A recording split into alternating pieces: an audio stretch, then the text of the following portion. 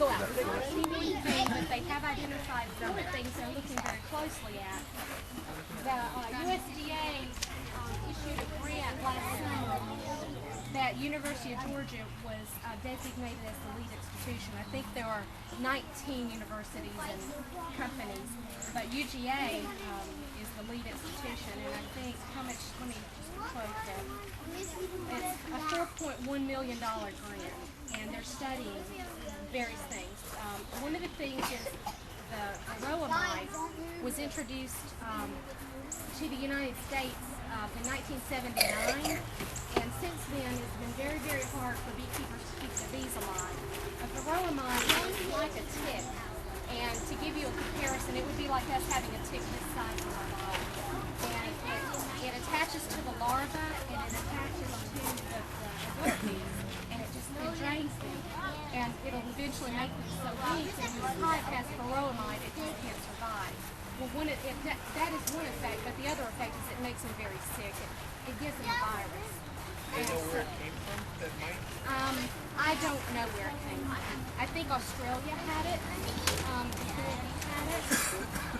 The varroamide, and it carries diseases that beekeepers do have to medicate for varroamide. If you don't, your hive might lose 2 years, but after that, it's really not going to. Now, you can choose better things to treat with than strong chemicals. 10 years ago, they didn't know. They should have known, right? But they were treating these honeybees with strong chemicals that had, effects that were very bad in themselves. But now we use more organic, essential oil type things. So that's one thing they're looking at. They're looking very closely at the pesticides that are in use, primarily on our large crops, because that's where the bees are going to have more exposure to that. There's a group of insecticides called neonicotinoids, and what they're designed to do is to disorient the pest so that they can't get to our flowers. Well, they did studies and a lot of studies, and they said, well, no, it won't hurt honeybees. Well, you know how that goes. Why wouldn't it affect the honeybees if it's having that effect on others?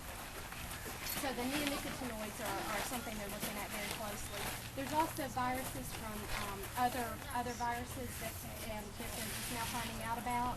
But those with the killer bees in Africa, are they in competition with them, or do you think the killer bees are very sneaky? The Africanized bees, they will kind of be nearby a European hive. Most beekeepers keep European bees, Italian bees, Carniolan bees. The Africanized bee was introduced into Mexico, I think it was in the 70s. They were doing some tests, so they brought them over because they thought that they could help us fight a lot of the diseases. And they had them in this area that had gnats over. And guess what? They got out. So that's why you see them coming up from Mexico into the southern states, Texas and Arizona. They're in Florida now. But what the Africanized bees do is they will come in and they'll kill the European queen, and then the Africanized queen will come in. And when you have an Africanized hive, it's very difficult to requeen. Most states, like in Texas and Arizona, Florida doesn't have this law.